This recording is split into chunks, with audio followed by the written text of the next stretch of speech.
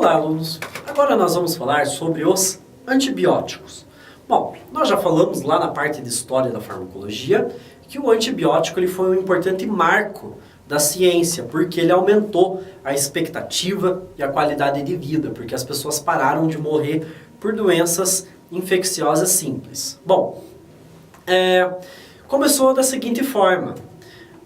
Graças a um cientista chamado Alexander Fleming, em torno lá da Primeira Guerra Mundial, ele começou a perceber que soldados feridos durante a guerra estavam morrendo por causas banais, por causa de infecções de ferimento.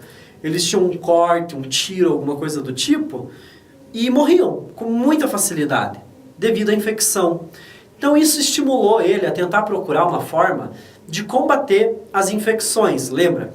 Durante a Primeira Guerra Mundial, 1914, 1918, já havia sido descoberto o micro-organismo, já se sabiam das doenças infecciosas.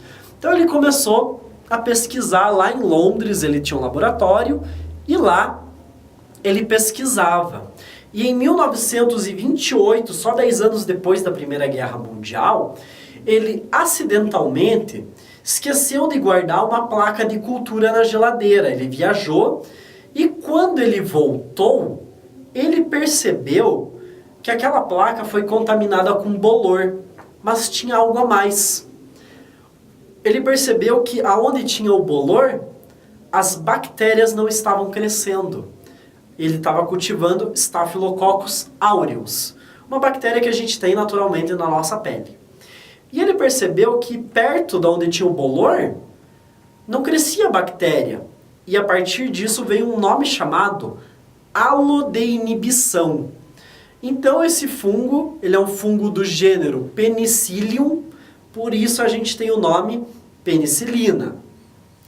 Então ele percebeu ali, opa, tem alguma coisa aqui que impede o crescimento de bactérias. Mas foi apenas lá nos anos 40 que a penicilina ela começou a ser produzida em larga escala, a fim de ser usada realmente como um antibiótico no tratamento de infecções. Mas foi graças a este acidente do Alexander Fleming que a gente chegou ao antibiótico. Vejam aqui comigo nessa imagem, quando a gente fala halodeinibição, é disso aqui que a gente está falando. Nessa placa de cultura, foi colocada em toda ela, foi colocada micro-organismo. Né? Você pega ali uma sopinha de micro-organismo e passa em toda ela. Né? A placa de cultura ela tem uma espécie de gelatina que serve de alimento para a bactéria crescer. E aqui onde tem esses pontinhos brancos, são antibióticos. São vários antibióticos que estão sendo testados. E aonde tem esse chamado halo de inibição, que é onde tem esse círculo de antibiótico, quer dizer o quê? Quer dizer que o antibiótico funciona, porque a bactéria não cresceu. Aonde tem o pontinho branco, mas não tem esse halo de inibição em volta, onde tá laranjado, é onde a bactéria cresceu. Quer dizer que o antibiótico desse pontinho que foi testado não funciona, ok? Então é isso que quer dizer. Então o que é o antibiótico? O antibiótico vem do grego, que significa contrário à vida. Mas o termo antibiótico na farmacologia, a gente utiliza somente para tratamento de infecções bacterianas. Para tratar infecções fúngicas, a gente utiliza o termo antifúngico. Para tratar infecções virais, a gente utiliza o termo antiviral. Então, antibiótico não trata a doença fúngica, não trata a micose, assim como antibiótico não trata a gripe, porque gripe é uma doença viral. Mas alguns médicos podem receitar antibiótico quando uma pessoa está com gripe. E por que ele faz isso?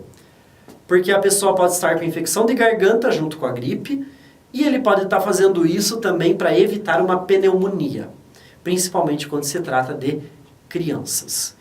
E o antibiótico, ele age por duas formas, bactericida e bacteriostático. Bactericida é quando o antibiótico destrói estruturas do micro-organismo, matando o micro-organismo na hora. Bacteriostático é quando ele impede o micro-organismo de se reproduzir. E aí o micro-organismo não deixa descendentes e ele acaba morrendo de velhice e a população microbiana vai diminuindo aos poucos e vai acabando, né, você tendo uma solução, uma cura daquela infecção. Os antibióticos hoje eles são classificados de duas maneiras.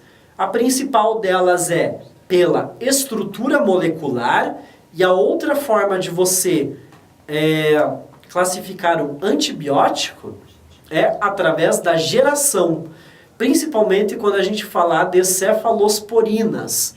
A gente tem a de primeira, segunda, terceira e quarta geração. E vamos falar aqui então sobre a questão do antibiótico no Brasil. O antibiótico no Brasil hoje ele tem venda controlada pela RDC 44 de 26 de outubro de 2010. Por que foi feito isso? Foi feito para você ter um controle maior da venda de antibiótico, porque a venda de antibiótico era livre, né? Todo mundo vendia sem receita. E isso foi feito então para evitar uma coisa chamada resistência microbiana ao antibiótico, que é muito grave. Então hoje a venda é feita com prescrição médica de duas vias. Uma das vias tem que ficar retida na farmácia e nessa via a gente tem que ter tudo claro. O nome do antibiótico, nome da fórmula, posologia, dosagem, né? E assim por diante. E o que vem a ser então a resistência aos antibióticos? Isso é bastante grave, é bom a gente entender. Ao longo dos tempos, né, as bactérias elas se tornaram resistentes aos antibióticos que a gente toma, aos antibióticos medicamentos mesmo, produzidos em larga escala. Porque os antibióticos, se a gente for parar para estudar mesmo, eles já existem há muito tempo, né? Nós temos plantas com efeito antibiótico e assim por diante, tá? Mas os antibióticos que a gente usa hoje estão causando resistência às bactérias. Isso acontece por quê? Porque o ciclo reprodutivo da bactéria é muito rápido. Em algumas bactérias podem ter um ciclo reprodutivo que dura minutos. E aí o que acontece quando você tem a venda indiscriminada de antibiótico? A pessoa vai usando tanto antibiótico que vai matando as bactérias não resistentes e as resistentes ficam livres para se multiplicar com mais facilidade. E aí você aumenta a população de bactéria resistente a antibiótico. O problema é o que acontece é o seguinte, é que limita o tratamento. Se você tem bactéria resistente, você não tem muita opção de antibiótico para usar. E daí a pessoa pode morrer por uma doença que deveria ser simples, porque não tem tratamento. Outra coisa que acontece, como a pessoa está infectada com uma bactéria resistente, ela tem que ficar isolada, para que essa bactéria não se espalhe no ambiente. Então você tem uma pessoa que vai ficar internada por mais tempo, isso gera um gasto público muito maior, né? Exige uma equipe médica muito maior, mais preparada, um local mais isolado, isso tudo gera muito gasto e muita energia, então é bem complicado isso daí. Então a gente tem os micro-organismos resistentes a múltiplos medicamentos, ou RMM, ou como é chamado na mídia, superbactérias, que são resistentes e essa resistência ela pode vir de três maneiras, natural, espontânea ou induzida. A resistência natural é quando a bactéria ela já é naturalmente resistente a um antibiótico. Ela já nasceu daquele jeito. Ela já vem pronta. Então é aquele antibiótico que não funciona numa bactéria, mas ela não adquiriu de nenhum outro lugar. Ela já é assim. Por outro lado, a gente pode ter a resistência espontânea, que é quando a bactéria ela sofre uma mutação genética nela mesma e ela se torna resistente ao antibiótico, mas ela não foi estimulada. E a mais grave, que é a induzida. A induzida é aquela que eu já falei para vocês, causada pelo uso indiscriminado de antibióticos, que torna a bactéria, vai matando as bactérias não resistentes e vai deixando a bactéria resistente maior, mais populosa. Você vai tendo um aumento da população de bactéria resistente. Se você tem um aumento da população da bactéria resistente, ela pode ter um plasmídio que passa para uma bactéria não resistente.